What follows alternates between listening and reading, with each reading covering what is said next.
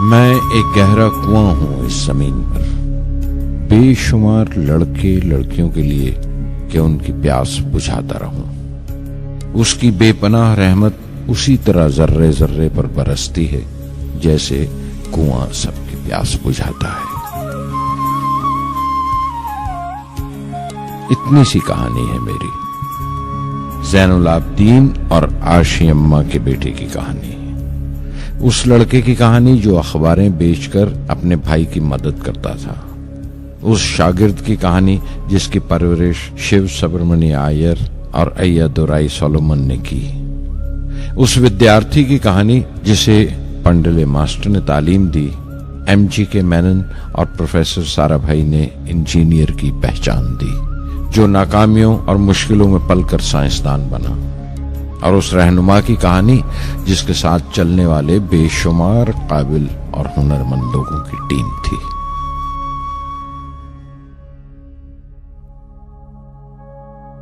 मेरी कहानी मेरे साथ खत्म हो जाएगी, क्योंकि दुनियावी मानों में मेरे पास कोई पूंजी नहीं है। मैंने कुछ हासिल नहीं किया, जमा नहीं किया।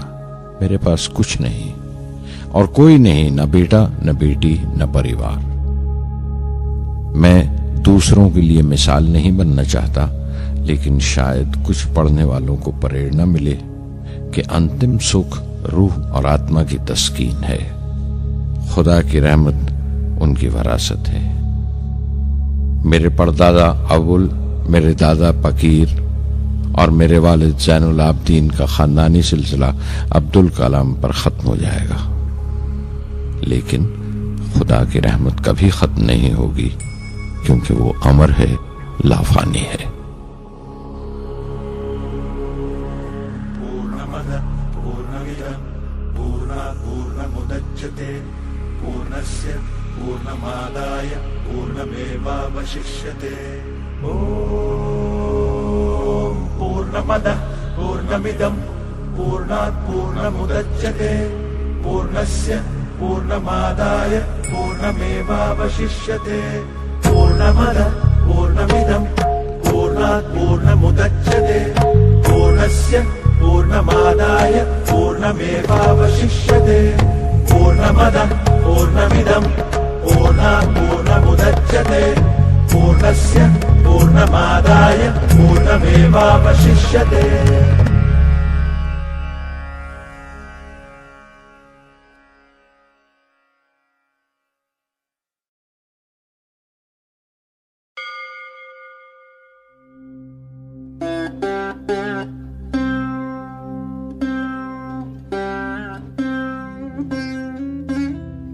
मैं शहर रामेश्वरम के एक मिडिल क्लास तमिल खानदान में पैदा हुआ।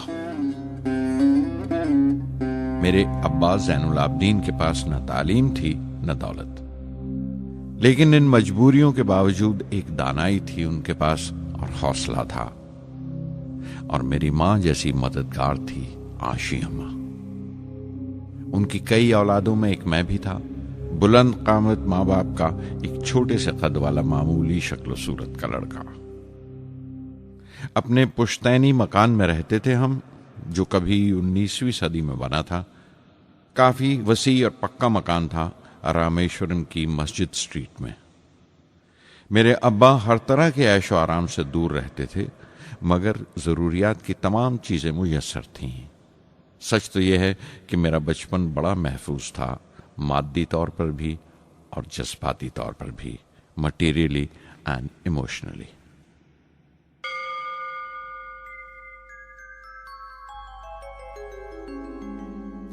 रामेश्वरम का मशहूर शिव मंदिर हमारे घर से सिर्फ 10 मिनट की दूरी पर था। हमारे इलाके में ज्यादा आबादी मुसलमानों की थी, फिर भी काफी हिंदू घराने थे जो बड़े इत्तेफाक से पड़ोस में रहते थे।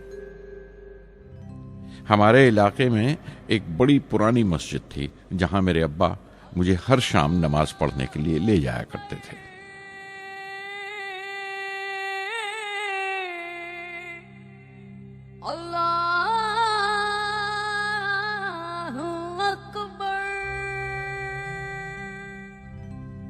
रामेश्वरम मंदिर के बड़े पुरोहित पक्षी लक्ष्मण शास्त्री मेरे अब्बा के पक्के दोस्त थे।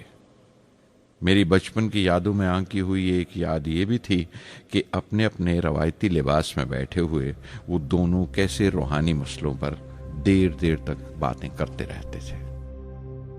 मेरे अब्बा मुश्किल से मुश्किल रूहानी मामलों को भी तमिल की आम जबान में बयान कर लिया करते थे। एक बार मुझसे कहा था, जब आफत आए तो आफत की वजह समझने की कोशिश करो, मुश्किलें हमेशा खुद को परखने का मौका देती हैं।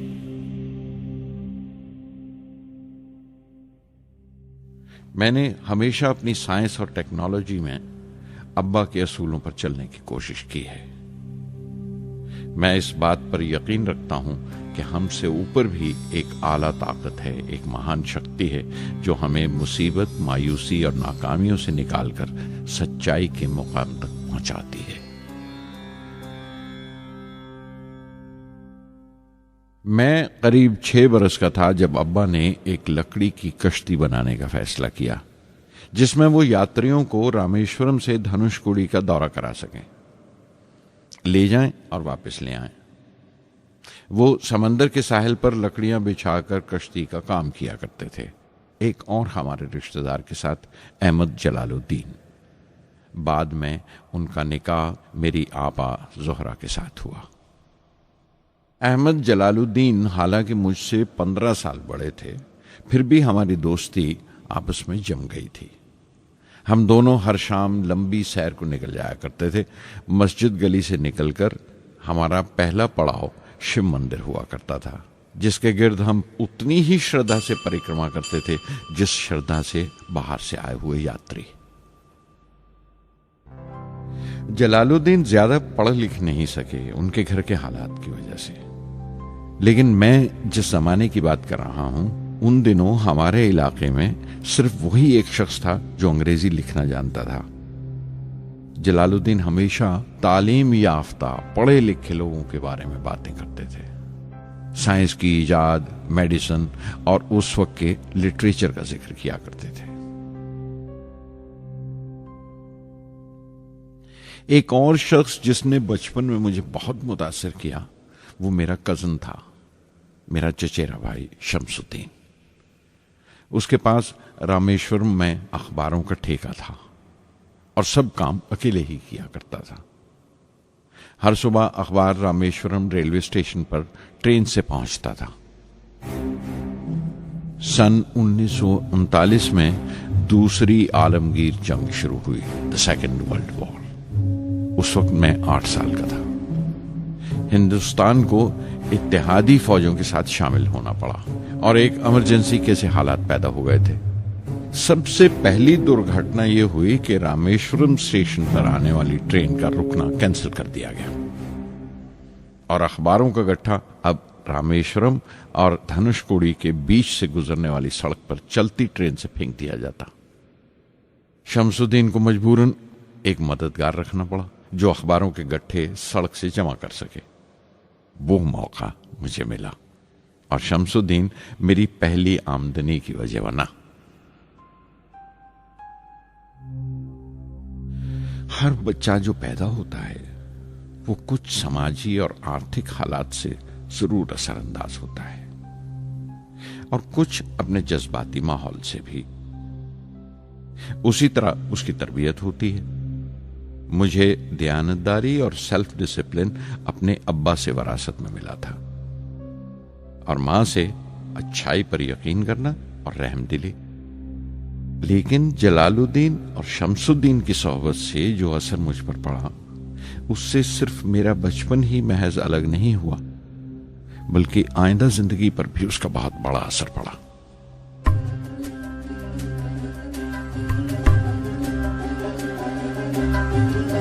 மகற்கு ஆற்றும் நன்றி அபயத்து முந்தி இருப்பச்செயல்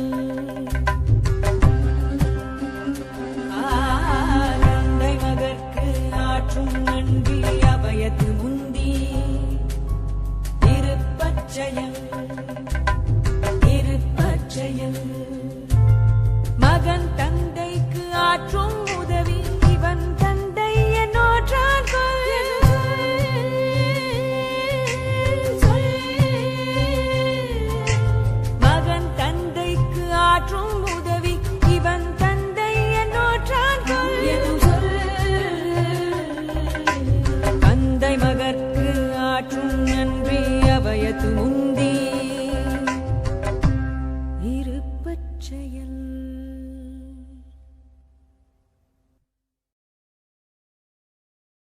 फिर जंग खत्म हो गई और हिंदुस्तान की आज़ादी बिल्कुल यकीनी हो गई। मैंने अब्बा से रामेश्वरम छोड़ने की इजाज़त चाही। मैं डिस्ट्रिक्ट हेडक्वार्टर्स रामनाथपुरम जाकर पढ़ना चाहता था। शमसुद्दीन और जलालुद्दीन मेरे साथ रामनाथपुरम तक गए मुझे श्वार्ट्ज हाई स्कूल में दाखिल कराने के लिए। जाने क्यों वो नया माहौल मुझे रास नहीं आया। रामनाथपुरम बड़ा मसरूफ शहर था और करीब 50,000 की आबादी थी, लेकिन रामेश्वरम का सुकून और इत्मीनान कहीं नहीं था। घर बहुत याद आता था और घर लौटने का कोई मौका मैं छोड़ता नहीं था। श्वार्ट्ज हाई स्कूल में दाखिल होने के बाद एक 15 साल लड़के के तमाम शौक जो हो सकते थे मेरे अंदर जाग उठे। मेरे टीचर अय्या दुराई सोलोमन बेहतरीन रहबर थे, गाइड उस नौजवान जहन के लिए जिसके सामने जिंदगी की बेशुमार मुमकिनात खुलने वाली थी।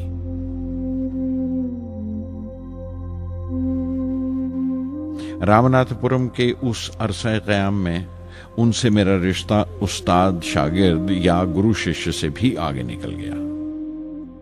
अय्या दुराई कहा करते थे, जिंदगी कामयाब होने और नतीजे हासिल करने के लिए 3 ताकतों पर काबू पाना बहुत जरूरी है: ख्वाहिश, यकीन और उम्मीद। अय्या दुराई सोलोमन जो बाद में रेवरेंड हो गए कहा करते थे, इससे पहले कि मैं चाहूं कुछ हो जाए, ये जरूरी है कि मेरे अंदर उसकी पूरी शिद्दत से ख्वाहिश हो और यकीन हो कि वो होगा। मैं अपनी जिंदगी से अगर मिसाल दूं तो मुझे बचपन से ही आसमान के इसरार और परिंदों की परवाज हमेशा हैरान करती थी, फैसिनेट करती थी। समंदर में कूंजों और बगलों को ऊंची उड़ाने लगाते देखता था तो उड़ने को जी करता था। मैं एक सादा लोग गांव ही का लड़का तो था, लेकिन मुझे यकीन था कि एक दिन मैं जरूर उन कूंजों की तरह बुलंद उड़ाने लगाऊंगा, बुलंदी पर परवाज करूंगा। और हकीकत यह है कि रामेश्वरम से उड़ने वाला मैं पहला लड़का था।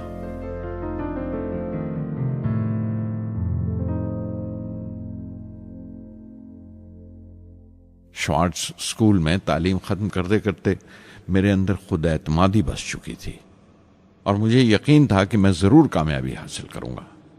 मैं तालीम आगे जारी रखूंगा, उसमें कोई दूसरा ख्याल नहीं था। सन 1950 में मैं इंटरमीडिएट पढ़ने के लिए सेंट जोसेफ कॉलेज ट्रिची में दाखिल हो गया।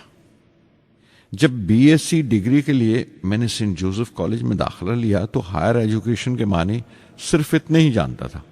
ये नहीं जानता था कि हायर एजुकेशन के लिए कुछ और भी हो सकता है। न ये जानता था कि साइंस पढ़ के फ्यूचर के लिए और क्या मौके हासिल हो सकते हैं।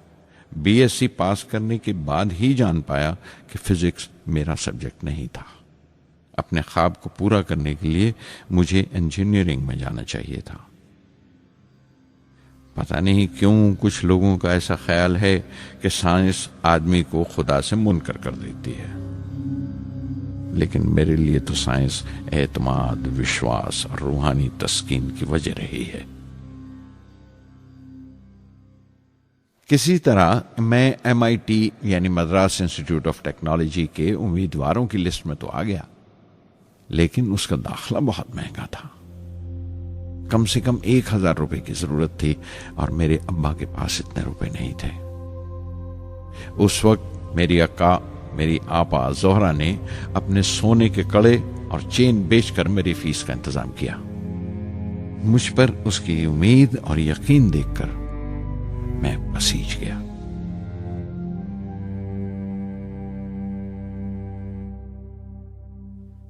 MIT में सबसे ज्यादा मजा आया।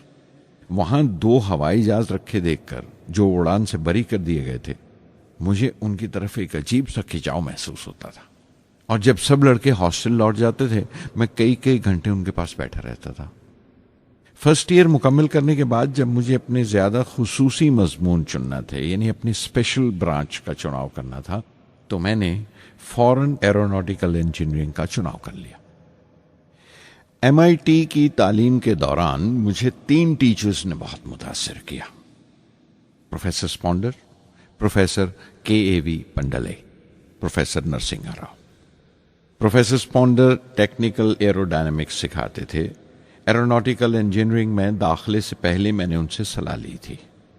उन्होंने समझाया था कि मुझे मुस्तकबिल का फैसला करने से पहले मुस्तकबिल की मुमकिनात के बारे में नहीं सोचना चाहिए, बल्कि सोचना चाहिए एक अच्छी बुनियाद के लिए और अपने रुझान और इश्तियाक के बारे में कि उसमें कितनी शिद्दत है, मेरे एप्टीट्यूड्स और एस्पिरेशन में कितनी इंटेंसिटी है। मैं खुद भी होने वाले इंजीनियरिंग स्टूडेंट्स से कहना चाहता हूं कि जब वो अपना स्पेशलाइजेशन का चुनाव करें तो ये देखें कि उनमें कितना शौक है, कितना उत्साह है और लगन है उस शोबे में जाने के लिए। प्रोफेसर KAV पंडले ने मुझे एरोस्ट्रक्चर डिजाइन सिखाया और उसका तज्जिया भी, विश्लेषण, एनालिसिस भी। वो बड़े खुशदिल और दोस्त टीचर थे और हर साल कोई ना कोई नया तरीका, नया नजरिया लेकर आते थे कोर्स में। प्रोफेसर नरसिंह राव मैथमेटिशियन थे। वो एरोडायनेमिक्स की थ्योरी सिखाया करते थे। उनकी क्लास में दाखिल होकर मुझे मैथमेटिकल फिजिक्स बाकी तमाम सब्जेक्ट्स से ज्यादा अच्छा लगने लगा। साध संगी हरि हरि नाम चित्तारा चित्तारा,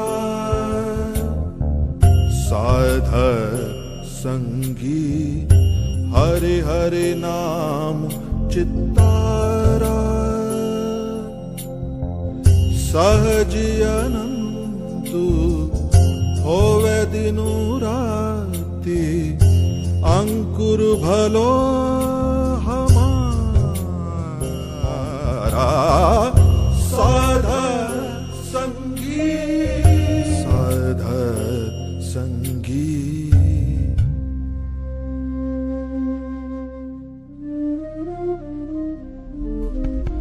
गुरुपुरा भेटियो बड़ भागी, गुरुपुरा भेटियो बड़ भागी, जाको अंतु न पारावारा, अंतु न पारावारा,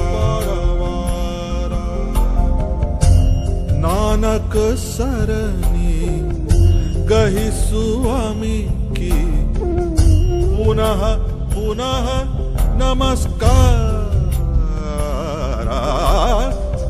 साध संगी साध संगी।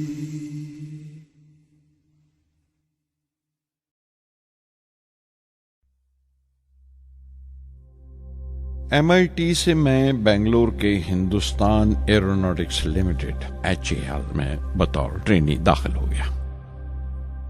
HAL से जब मैं एरोनॉटिकल इंजीनियरिंग ग्रेजुएट बनकर निकला तो जिंदगी ने 2 मौके मेरे सामने खड़े कर दिए और दोनों मेरी परवाज के देरीना ख्वाब पूरे कर सकते थे।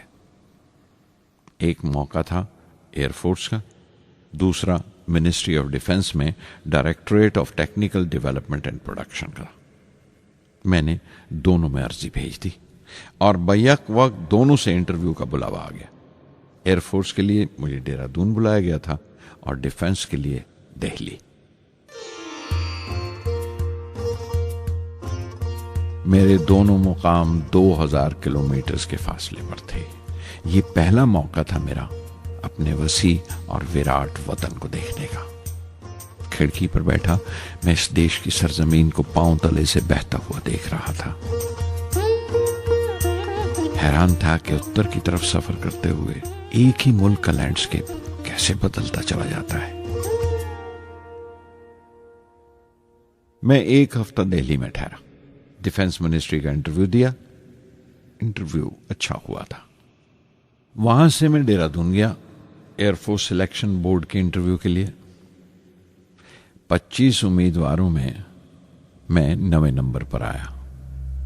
मेरा दिल बैठ गया, बहुत मायूस हुआ और कई दिन तक अफसोस रहा कि एयरफोर्स में जाने का मौका मेरे हाथ से निकल गया। मैं ऋषिकेश चला गया, दिल पर यह बोझ लेकर कि आने वाले दिन बड़े सख्त होंगे।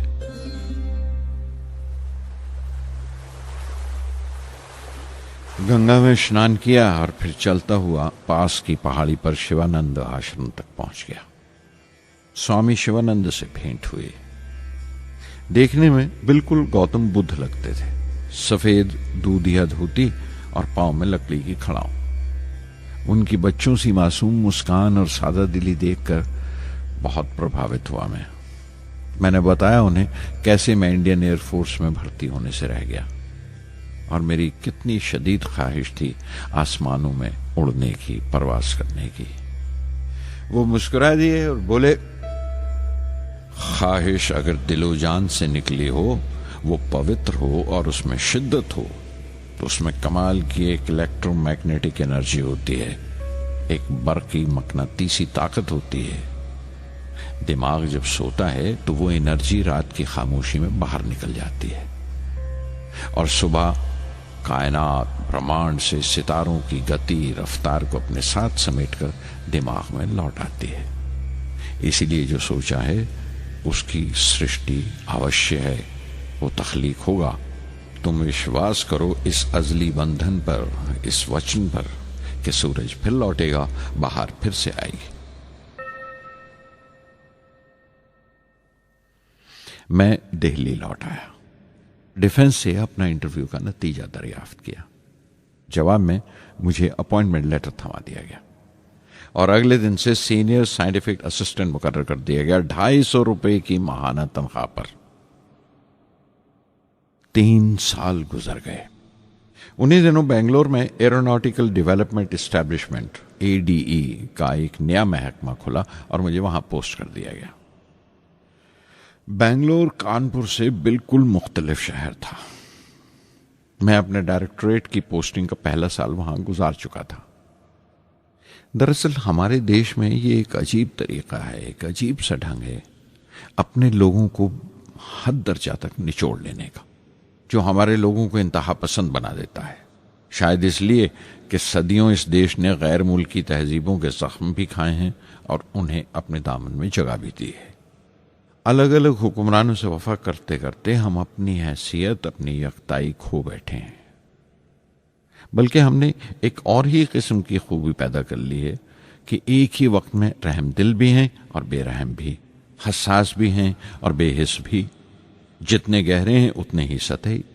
ऊपर से देखो तो हम बड़े खुश रंग और खूबरू नजर आते हैं, लेकिन कोई गौर से देखे तो अपने हुक्मरानों की एक बेढब नकल से ज्यादा कुछ नहीं है।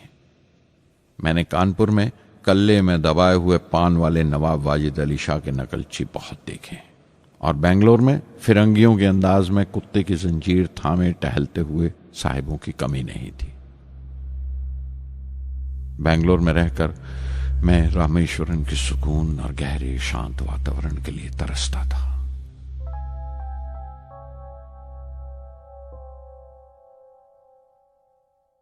पहले साल तो ADE में कोई ज्यादा काम नहीं था।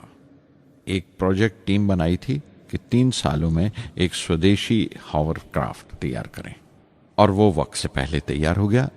नंदी उसका नाम रखा गया, शिव की सवारी के आधार पर।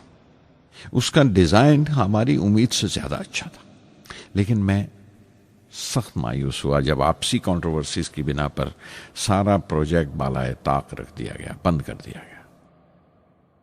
Professor MGK Menon, Tata institute of fundamental research के डायरेक्टर, एक रोज अचानक ही हमारी जांच पड़ताल को आ पहुंचे। नंदी का जिक्र निकला। मुझसे पूछताछ करते हुए उन्होंने ख्वाहिश जाहिर की एक 10 मिनट की उड़ान के लिए। उसके 1 हफ्ता बाद की बात है, मुझे इनकुस्पार से बुलावा आ गया, the Indian committee for space research. मैं मुंबई चला गया रॉकेट इंजीनियर की पोस्ट के लिए इंटरव्यू देने।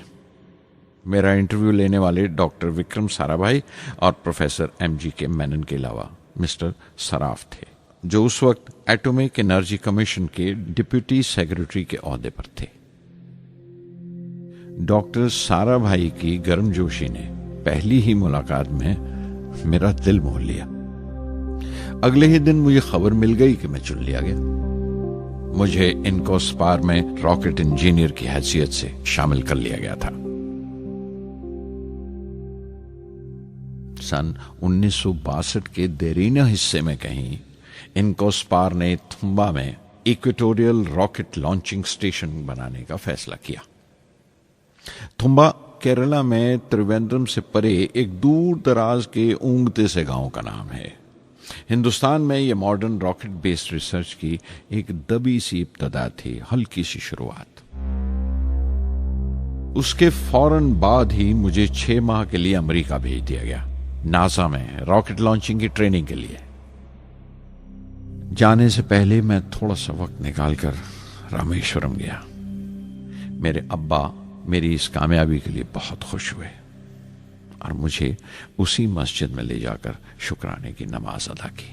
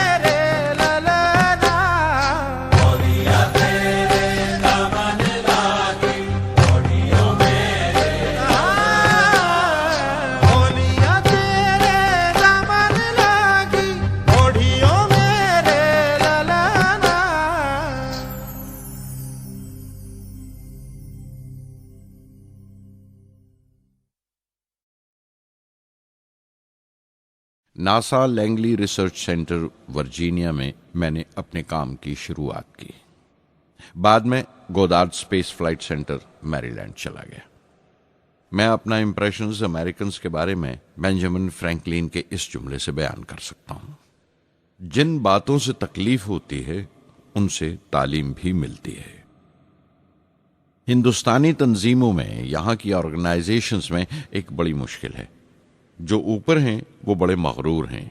अपने से छोटों की, जूनियर्स और सबऑर्डिनेट्स की राय लेना अपनी हतक समझते हैं। कोई शख्स भी अपनी खूबी दिखा नहीं सकता अगर आप उसे मलामत ही करते रहें। उसूल और पाबंदी, पाबंदी और सख्ती, सख्ती और जुल्म के बीच की लाइन बड़ी महीन है, बारीक है। उसकी पहचान बहुत जरूरी है। मैं जैसे ही नासा से लौटा, फौरन बाद हिंदुस्तान का पहला रॉकेट लॉन्च वाक़या हुआ 21 नवंबर सन 1963।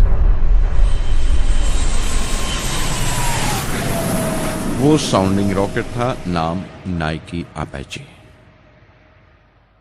नाइकी अपेची की कामयाबी के बाद प्रोफेसर साराभाई ने अपनी आरज़ू, अपने एक ख्वाब का इजहार किया।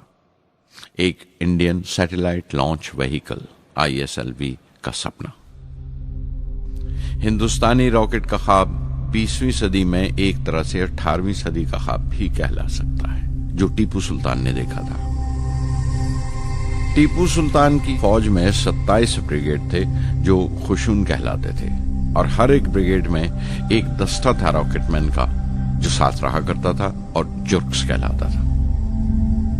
जब टीपू सुल्तान मारा गया तो अंग्रेजों ने 700 रॉकेट्स और 900 रॉकेट के सब सिस्टम्स बरामद किए 1799 में तिरुकन्नाहल्ली की जंग के बाद।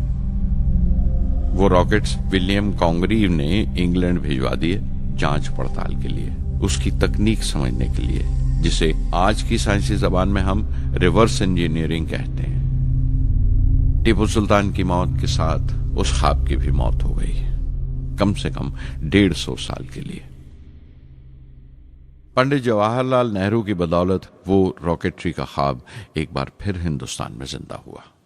प्रोफेसर साराभाई ने उस ख्वाब को हकीकत बनाने की जिम्मेदारी अपने सर ले ली। बहुत से तंग नजर लोगों को एतराज था इस बात पर कि इस मुल्क में जहां लोगों को 2 वक्त की रोटी नसीब नहीं होती, वहां इन स्पेस उड़ानों को, इन खलाई तहरीकों को क्यों तरजीह दी जा रही है। लेकिन प्रधानमंत्री पंडित नेहरू और प्रोफेसर साराभाई के नजरिए में किसी किस्म का मुबालगा नहीं था। उनके नजरिए बिल्कुल साफ थे कि अगर दुनिया के मुल्कों में और दुनिया के मसलों में कोई हिस्सा लेना है, शिरकत करनी है, हिंदुस्तान को कोई हैसियत हासिल करनी है, तो साइंस और टेक्नोलॉजी की तरक्की और खुद मुख्तारी, सेल्फ रिलायंस अशद जरूरी है। और उनका मकसद ताकत का मुजाहिरा हरगिज नहीं था। सहज पके सुमीठा होए। थुम्बा में 2 रॉकेट सहज पके मगर कामयाब हुए, एक रोहिणी, दूसरा मेनका। अगला साल लगा ही था जब प्रोफेसर साराभाई ने मुझे दिल्ली बुला भेजा। एक मीटिंग थी और मीटिंग में ग्रुप कैप्टन वीएस नारायणन से मेरा तारुफ कराया गया, जो एयर हेडक्वार्टर्स से थे। प्रोफेसर साराभाई ने रेटो तैयार करने का इरादा जाहिर किया, rocket assisted take off system, एक मिलिट्री एयरक्राफ्ट जो रॉकेट की मदद से उड़ाया जा सके बड़ी छोटी सी जगह में। शाम तक यह खबर भी आम हो गई कि हिंदुस्तान एक खुद साख्ता मिलिट्री एयरक्राफ्ट तैयार कर रहा है और मैं उस प्रोजेक्ट का मुख्तार हूं, जिम्मेदार हूं। मैं कई तरह के जज्बात से भर गया, खुश भी था, शुक्रगुजार भी, खुशकिस्मत भी, और एक एहसास हुआ तकमील का, फुलफिलमेंट का। 19वीं सदी के एक शायर की ये सतरें बहुत याद आई। हर दिन के लिए तैयार रहो, हर दिन को एक तरह ही मिलो। जब ओखली हो बर्दाश्त करो, जब दस्ता हो तो वार करो। रेटो पे काम करते हुए 2 अहम वाकयात हुए।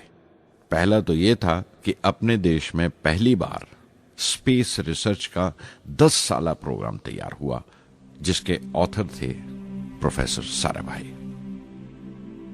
मेरे लिए वो एक ऐसा रोमानी मैनिफेस्टो था जैसे स्पेस से इश्क करने वाले किसी शायर की रोमानी नज्म हो, जैसे कोई अपने देश के आसमान से इश्क करने लगा हो।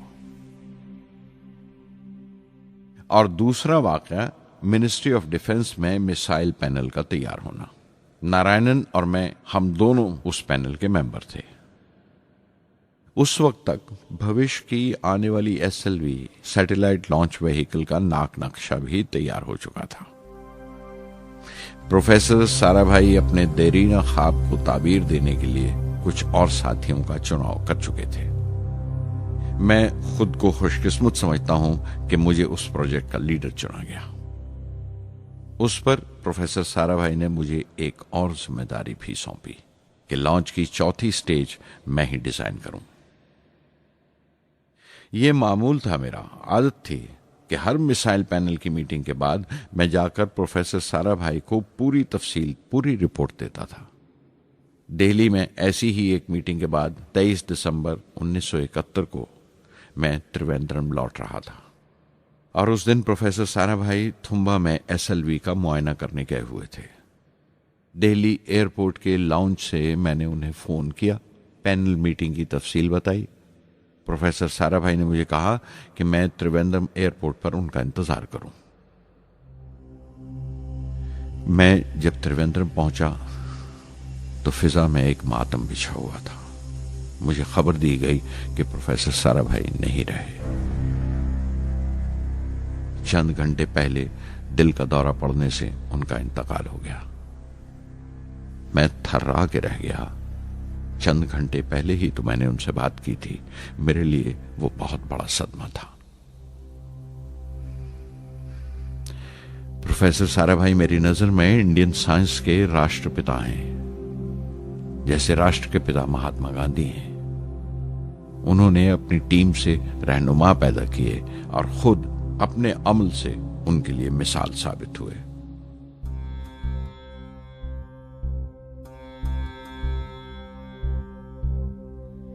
నానాటి బతుకు నాటకము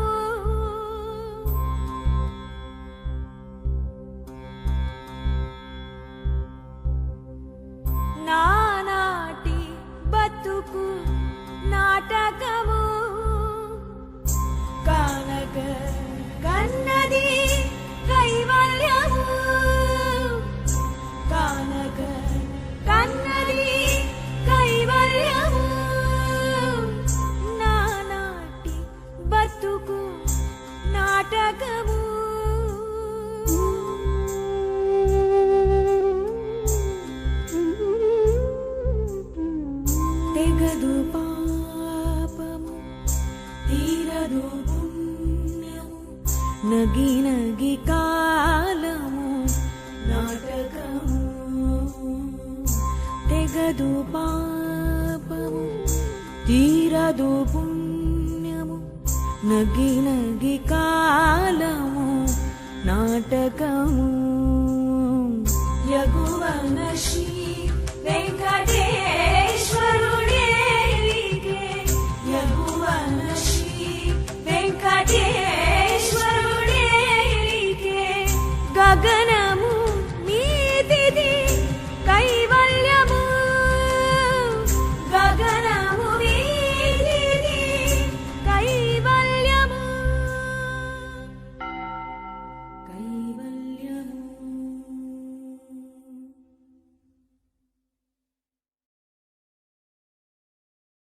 कुछ अरसा प्रोफेसर एमजी के मेनन ने स्पेस रिसर्च का काम संभाला।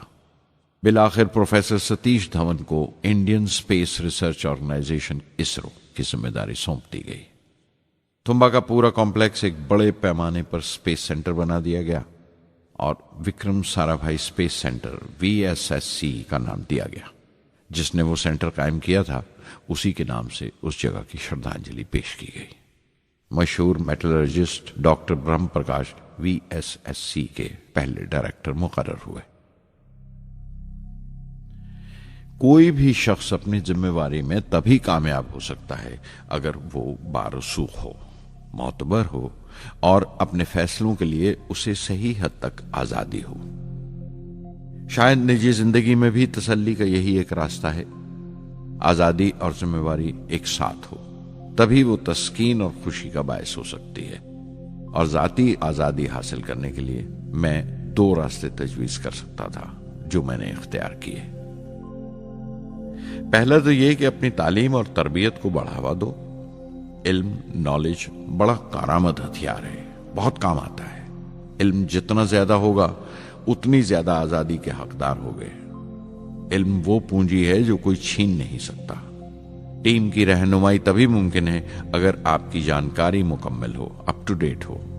कामयाब रहनुमा बनने के लिए जरूरी है कि दिन का काम जब खत्म हो आप पिछले काम का जायजा लें, अगले दिन के काम की तैयारी करें। दूसरा तरीका यह है कि अपने काम को अपना फख्र समझें, गर्व समझें और जरूरी है कि अपने अंदर की शक्ति की सही जानकारी हो। जो करो उस पर यकीन रखो या जिस पर यकीन हो वही करो, वरना दूसरों के ईमान का शिकार बनते रहोगे। SLV प्रोजेक्ट के पहले 3 सालों में साइंस के बहुत से नए नए इसरार खुले और आहिस्ता आहिस्ता साइंस और टेक्नोलॉजी का फर्क समझ आने लगा। रिसर्च और अमल, डेवलपमेंट का फासला पता चलने लगा। किसी भी इजाद में गलतियां होना लाजमी है, लेकिन हर गलती कामयाबी की तरफ एक और कदम उठाती है, एक और सीढ़ी बन जाती है।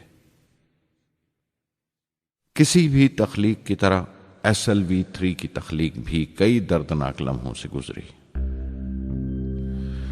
एक रोज जब मैं और मेरे तमाम साथी अपने कामों में पूरी तरह डूबे हुए थे, मेरे घर से एक मौत की इत्तला पहुंची।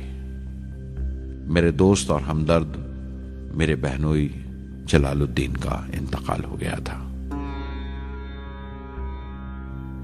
कुछ देर के लिए तो मैं सुन्न होकर रह गया, मेरी आंखों में अंधेरा छा गया।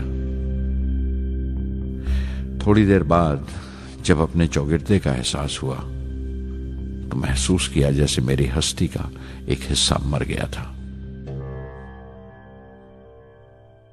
रात की रात बसों में सफर करता हुआ अगली सुबह मैं रामेश्वरम पहुंचा। जोहरा को क्या तसल्ली देता और क्या सब्र देता अपनी भांजी महबूबा को जो रो रो कर हलकान हो रही थी। मेरी आंखों के सोते पहले ही सूख चुके थे। थुम्बा लौटकर बहुत दिनों तक सारा कामकाज, सारी मसरूफियत बेमानी लगने लगी। बहुत दिनों तक बहुत मलाल लगा, सब बेमानी लगता था। प्रोफेसर धवन देर देर तक हौसला देते थे, कहते SLV पर जैसे जैसे काम आगे बढ़ेगा मुझे सब्र महसूस होगा और ये मायूसी कम होते होते गुजर जाएगी। 1976 में मेरे अब्बा ज़ैनुल आबदीन 102 साल की उम्र में वहीं रामेश्वरम में इंतकाल फरमा गए। 15 पोते पोतियां छोड़कर गए थे पीछे और एक पड़पोता। दुनियावी तौर पर वो सिर्फ एक और बुजुर्ग की मौत थी। कोई बड़ा मातम नहीं हुआ, झंडा नहीं उतारा गया, न अखबारों ने स्याह हाशिए दिए, न सियासतदान थे वो, न विद्वान कोई, न कोई बड़े सरमायादार। एक सीधे सादे इंसान थे, फरिश्ता सिफत, और हर उस बात की वजह थे जो दानाई और पारसाई की राह दिखाती है।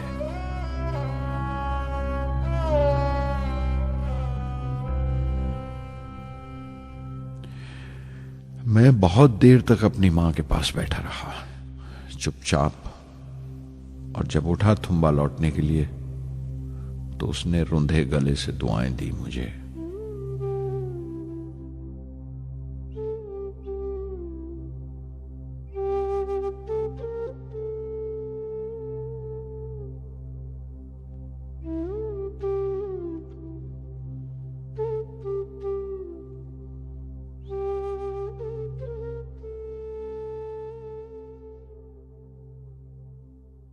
SLV-3 अपोजी रॉकेट जो फ्रांस से उड़ाई जाने वाली थी, अचानक कुछ मुश्किलों का शिकार हो गई।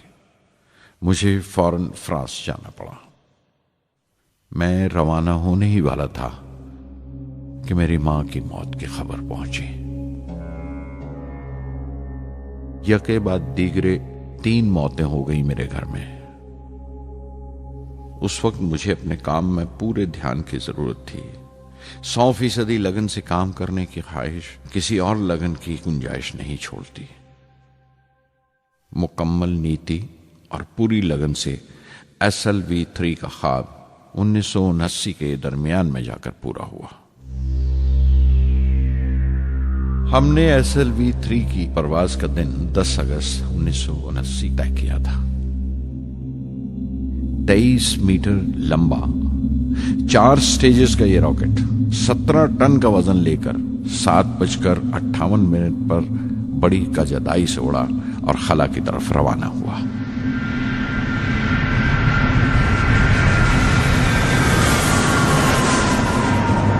पहली स्टेज हर तरह से पुख्ता निकली और बड़े आराम से रॉकेट दूसरी स्टेज में दाखिल हो गया।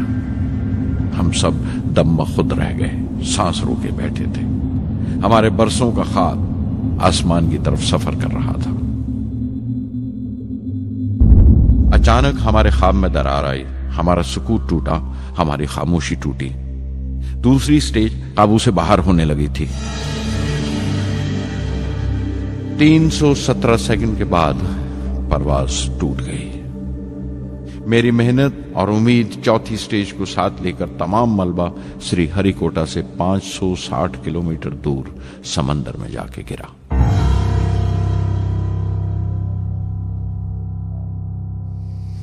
इस हादसे से हम सबको सख्त सदमा पहुंचा। मैं गम और गुस्से से भर गया, नुचड़ गया, बिल्कुल जिस्मानी तौर पर भी और जहनी तौर पर भी। मैं सीधा अपने कमरे में गया और बिस्तर में धंस गया। मैंने अपने कंधे पर एक दिलासे का हाथ महसूस किया तो आंख खोली। दोपहर ढल चुकी थी, शाम करीब थी। डॉक्टर ब्रह्म प्रकाश मेरे सराहने बैठे थे। उनकी इस हमदर्दी ने छू लिया मुझे। मैं उदास था, मायूस था, लेकिन अकेला नहीं।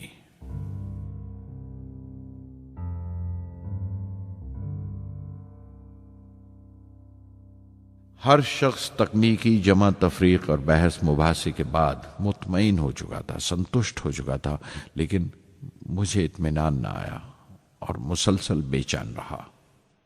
मैं बेसाख्ता खड़ा हो गया और एतराफ किया प्रोफेसर धवन के सामने, सर, मेरे साथियों को नाकामयाबी की वजह दरियाफ्त हो जाने से इत्मीनान हो गया, लेकिन मैं उसे काफी नहीं समझता।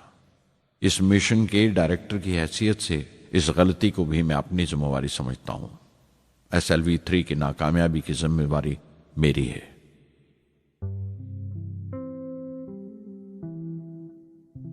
साइंस का काम कमाल दर्जा उत्साह भी देता है, खुशी भी और उतनी ही गहरी मायूसी भी।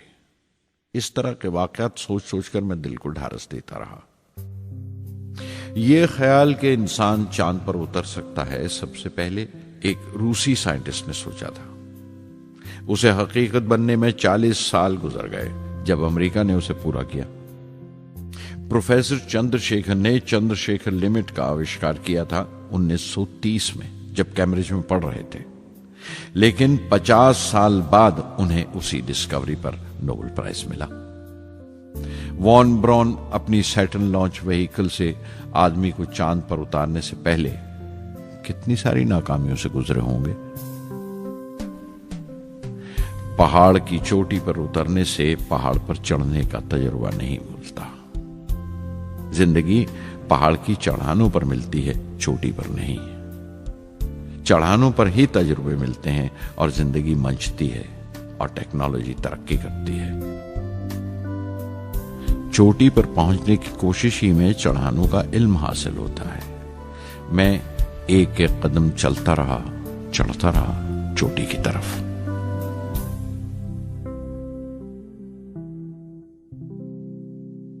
SLV-3 की उड़ान से 30 घंटा पहले 17 जुलाई 1980 के दिन अखबारों की सुर्खियां तरह तरह की राय और अंदाजों से भरी हुई थीं।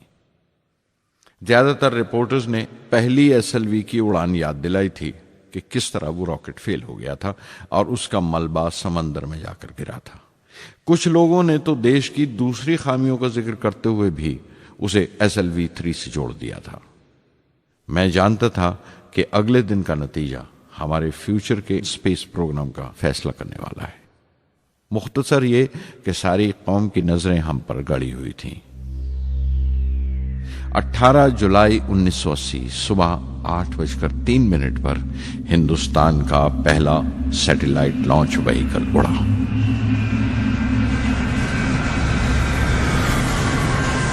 मैंने रोहिणी सैटेलाइट का तमाम डेटा कंप्यूटर पर जांचा। अगले 2 मिनट के अंदर अंदर रोहिणी अंतरिक्ष में था। उस तमाम शोरगुल के बीच में मैंने अपनी जिंदगी के सबसे अहम अल्फाज अदा किए। मैं मिशन डायरेक्टर बोल रहा हूं, एक जरूरी खबर सुनने को तैयार रहो। चौथी स्टेज कामयाबी के साथ रोहिणी सैटेलाइट को लेकर अंतरिक्ष में दाखिल कर रही है। मैं ब्लॉक से बाहर आया तो मेरे साथियों ने मुझे कंधों पर उठा लिया और नारे लगाते हुए जुलूस निकाला। सारी कौम में एक जोश की लहर दौड़ गई। हिंदुस्तान उन चंद कौमों में शामिल हो गया था जिनके पास सैटेलाइट लॉन्च की काबिलियत थी। हमारी कौम का एक ख्वाब पूरा हुआ था और हमारे इतिहास का एक नया बाब खुला, एक नया चैप्टर।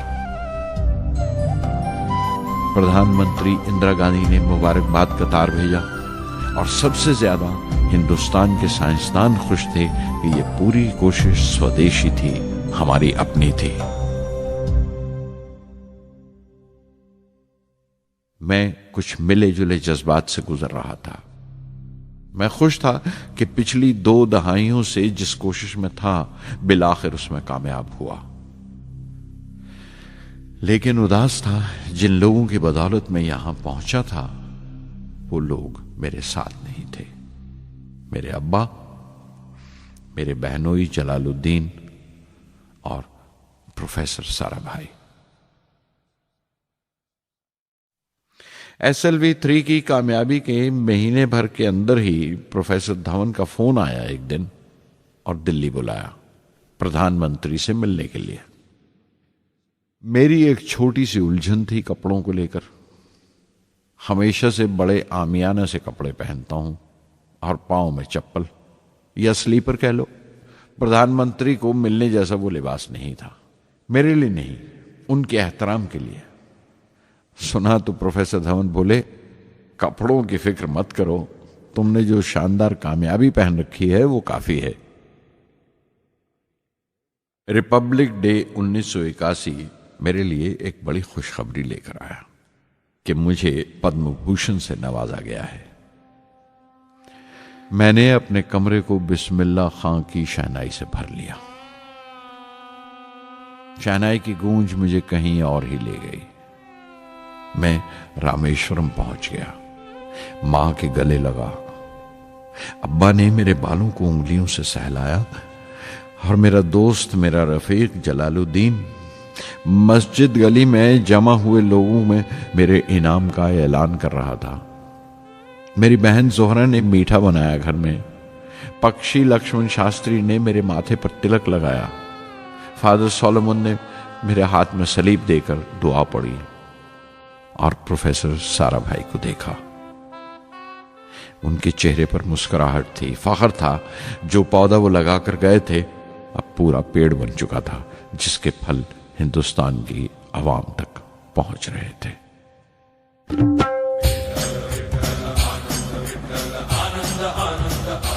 ओ आनंदाचे डोही आनंद तरंग, आनंदाचे डोही आनंद तरंग, आनंदाची अंग, आनंदाचे आनंदाची अंग, आनंदाचे आनंदाचे डोही आनंद तरंग, आनंदाचे डोही आनंद तरंग।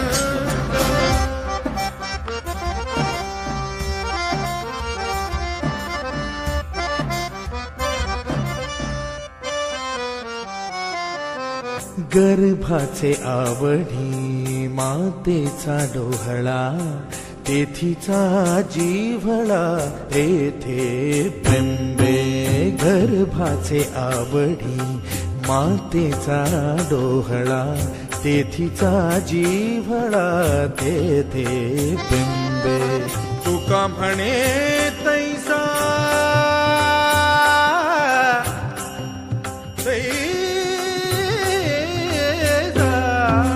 तुका म्हणे तैसा ओतलाचे ठसा, अनुभव सरीसा मुखाला।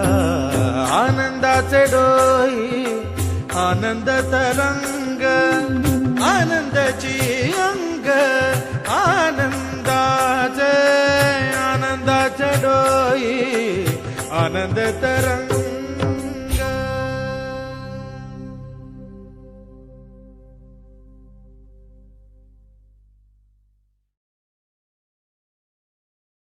पहली जून 1982 मैंने defence research and development laboratory DRDL की जिम्मेवारी संभाल ली।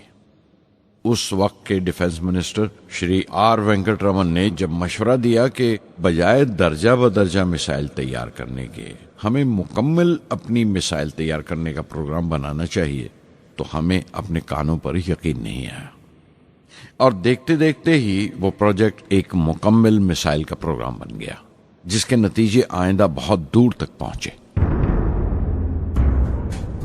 हर एक प्रोजेक्ट का नाम हिंदुस्तान की खुद मुख्तारी, सेल्फ रिलायंस का सबूत था। सरफेस टू सरफेस मिसाइल का नाम पृथ्वी रखा गया। टैक्टिकल कोर व्हीकल को त्रिशूल का नाम दिया गया। Surface to air defence system Akash कहलाया। एंटी टैंक मिसाइल प्रोजेक्ट को नाग के नाम से पुकारा गया और मेरे देरीना ख्वाब रेक्स को यानी re entry experiment launch vehicle को मैंने अग्नि का नाम दिया।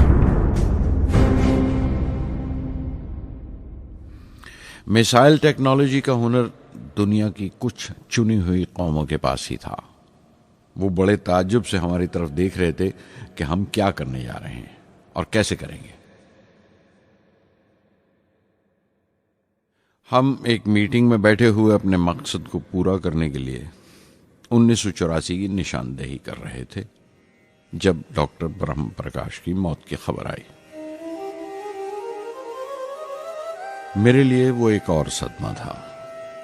पहली SLV की नाकामी के वक्त जिस तरह उन्होंने ढारस दी थी मुझे, वो याद करके मैं और ज्यादा गमगीन हो गया।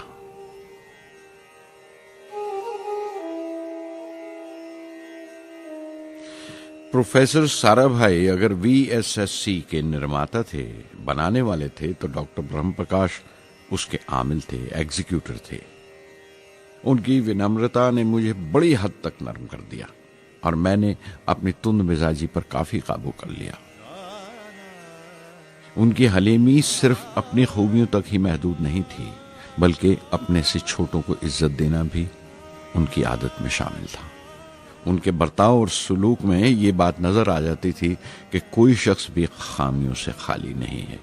यहां तक कि अफसर भी, लीडर भी, रहनुमा भी, वो बहुत बड़े दानिश्वर थे। एक कमजोर से शरीर के अंदर उनमें बच्चों की सी मासूमियत थी। मुझे वो हमेशा साइंसदानों में संत नजर आते थे।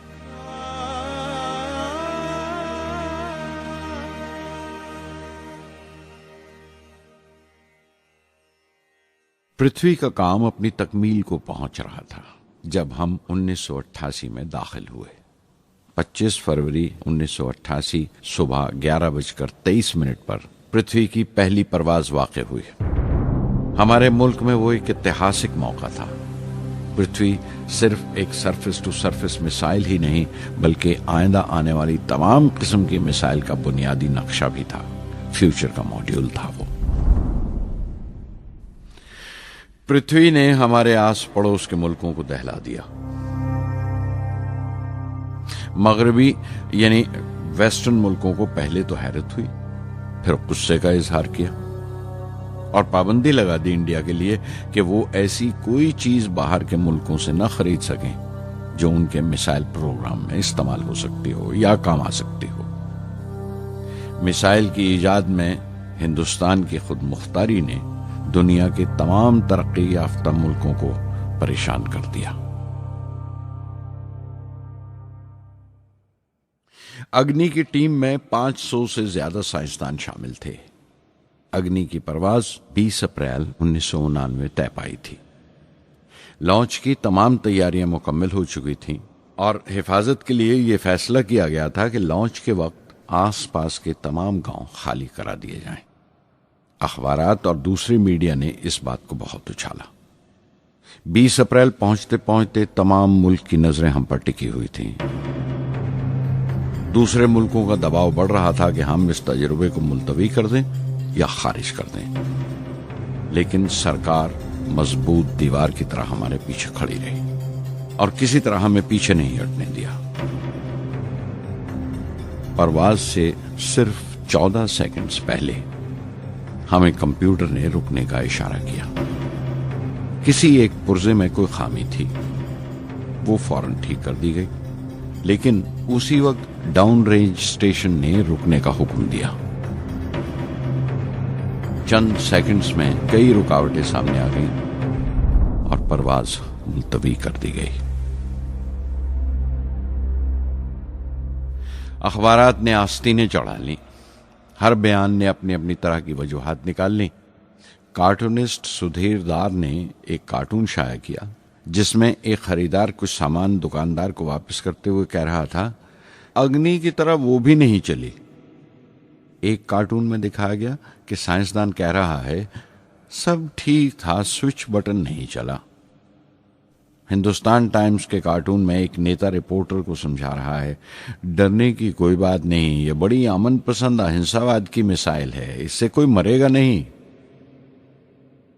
करीब 10 रोज दिन रात काम चला मिसाइल की दुरुस्ती पर और आखिरकार साइंसदानों ने एक नई तारीख तय की अग्नि की परवाज के लिए। मगर फिर वही हुआ। 10 सेकंड पहले कंप्यूटर ने रुकावट का इशारा किया। पता चला एक पुर्जा काम नहीं कर रहा है। परवाज फिर मुलतवी कर दी गई। ऐसी बात किसी भी साइंसी तजुर्बे में हो जाना आम बात है। गैर मुल्कों में भी बहुत बार होता है, लेकिन उम्मीद से भरी हुई कौम हमारी मुश्किलें समझने को तैयार नहीं थी। हिंदू अखबार में केशव का एक कार्टून छपा जिसमें एक देहाती कुछ नोट गिनते हुए कह रहा था, मिसाइल के वक्त गांव से हट जाने का मुआवजा मिला है। 2-4 बार और ये तजुर्बा मुलतवी हुआ तो मैं पक्का घर बनवा लूंगा। अमोल बटर वालों ने अपने होर्डिंग पर लिखा, अग्नि को ईंधन के लिए हमारे बटर की जरूरत है। अग्नि की मुरम्मत का काम जारी रहा। आखिरकार एक बार फिर 22 मई की तारीख अग्नि की परवाज के लिए तय पाई।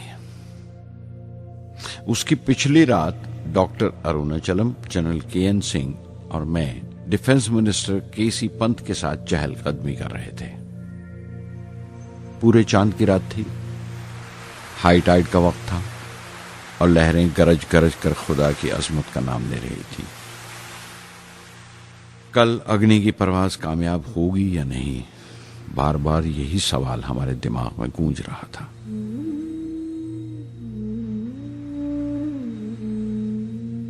डिफेंस मिनिस्टर ने एक लंबी खामोशी को तोड़ते हुए पूछा, कलाम, कल अग्नि की कामयाबी मनाने के लिए क्या चाहते हो तुम? मैं क्या चाहता था? क्या था जो नहीं था मेरे पास? अपनी खुशी के इजहार के लिए मुझे क्या करना चाहिए?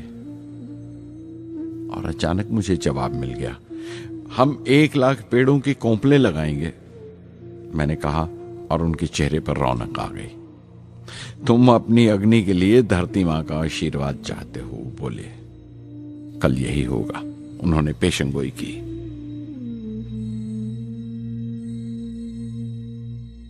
अगले दिन सुबह 7:10 पर अग्नि लॉन्च हुई। कदम कदम सही निकला। मिसाइल ने जैसे टेक्स्ट बुक याद कर ली हो, जैसे सबक याद कर लिया था। हर सवाल का सही जवाब मिल रहा था। लगता था एक लंबे खौफनाक ख्वाब के बाद एक खूबसूरत सुबह ने आंख खोली है। 5 साल की मुशक्कत के बाद हम इस लॉन्च पैड पर पहुंचे थे।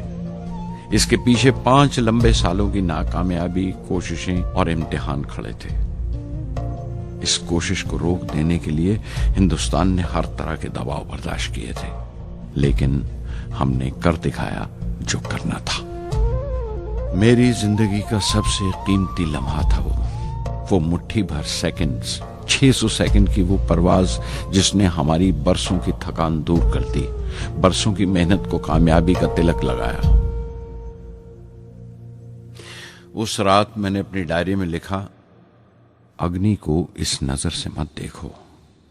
ये सिर्फ ऊपर उठने का साधन नहीं है, न शक्ति की नुमाइश है। अग्नि एक लौ है जो हर हिंदुस्तानी के दिल में जल रही है।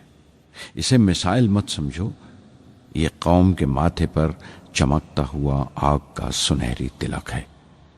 स्वधर्मम् अपि चावेक्ष्य न विकम्पितुम् अर्हसि, धर्म्याद् युद्धश्रेयोऽन्यक्षत्रियस्य न विद्यते।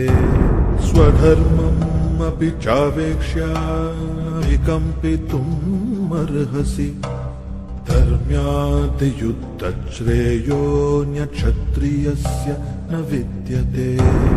अदच्चेत्त्वम् इमं धर्म्यं सङ्ग्रामं न करिष्यसि, तदा स्वधर्मं कीर्तिं च हित्वा पापम् अवाप्स्यसि, हित्वा पापम् अवाप्स्यसि।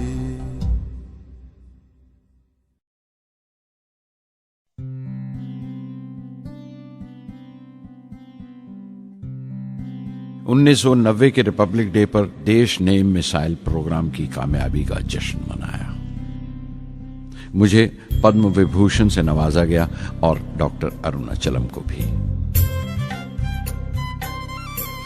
10 साल पहले पद्म भूषण की यादें एक बार फिर हरी हो गईं। रहन सहन मेरा अब भी वैसा ही था जैसा तब था। 10 बाय 12 का एक कमरा किताबों से भरा हुआ और कुछ जरूरत का फर्नीचर जो किराए पर लिया था। फर्क इतना ही था कि तब यह कमरा त्रिवेंद्रम में था, अब हैदराबाद में। वेटर मेरा नाश्ता लेकर आया, इडली और छाछ, और आंखों में एक खामोश मुस्कुराहट, मुबारकबाद की। मैं अपने हमवतनों की इस नवाजिश से छलक गया।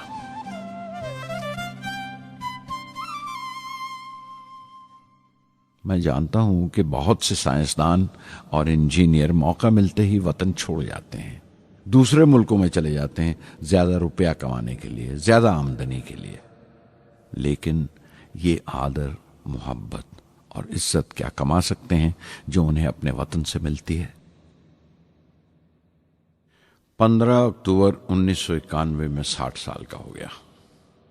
मुझे अपने रिटायरमेंट का इंतजार था। चाहता था कि गरीब बच्चों के लिए एक स्कूल खोलूं। ये वो दिन थे जब मैंने सोचा कि अपनी जिंदगी के तजुर्बे, मुशाहिदे और वो तमाम बातें कलमबंद करूं जो दूसरों के काम आ सकें। एक तरह से अपनी स्वाने उम्री लिखूं, अपनी जीवनी। मेरे ख्याल में मेरे वतन के नौजवानों को एक साफ नजरिए और दिशा की जरूरत है। तभी ये इरादा किया कि मैं उन तमाम लोगों का जिक्र करूं जिनकी बदौलत मैं ये बन सका जो मैं हूं। मकसद ये नहीं था कि मैं कुछ बड़े बड़े लोगों के नाम लूं, बल्कि ये कि कोई शख्स कितना भी छोटा क्यों ना हो, उसे हौसला नहीं छोड़ना चाहिए। मसले, मुश्किलें जिंदगी का हिस्सा हैं और तकलीफें कामयाबी की सच्चाइयां हैं। जैसा कहा है किसी ने, खुदा ने यह वादा नहीं किया कि आसमान हमेशा नीला ही रहेगा, जिंदगी भर फूलों से भरी राहें मिलेंगी। खुदा ने यह वादा नहीं किया कि सूरज है तो बादल नहीं होंगे, खुशी है तो गम नहीं, सुकून है तो दर्द नहीं होगा। मुझे ऐसा कोई गुरूर नहीं कि मेरी जिंदगी सबके लिए एक मिसाल बनेगी, मगर यह हो सकता है कि कोई मायूस बच्चा किसी गुमनाम सी जगह पर जो समाज के किसी माजूर हिस्से से ताल्लुक रखता हो, ये पढ़े और उसे चैन मिले, ये पढ़े और उसकी उम्मीद रोशन हो जाए। हो सकता है ये कुछ बच्चों को नाउमीदी से बाहर ले आए और जिसे वो मजबूरी समझते हैं वो मजबूरी ना लगे। उन्हें यकीन रहे कि वो जहां भी हैं खुदा उनके साथ है। काश हर हिंदुस्तानी के दिल में जलती हुई लौ को पर लग जाए और उस लौ की परवाज से सारा आसमान रोशन हो जाए।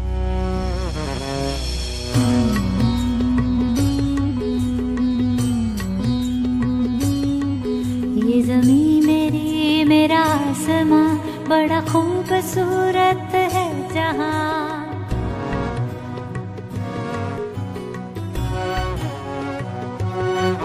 ये ज़मीं मेरी, मेरा आसमां, बड़ा खूबसूरत है जहां।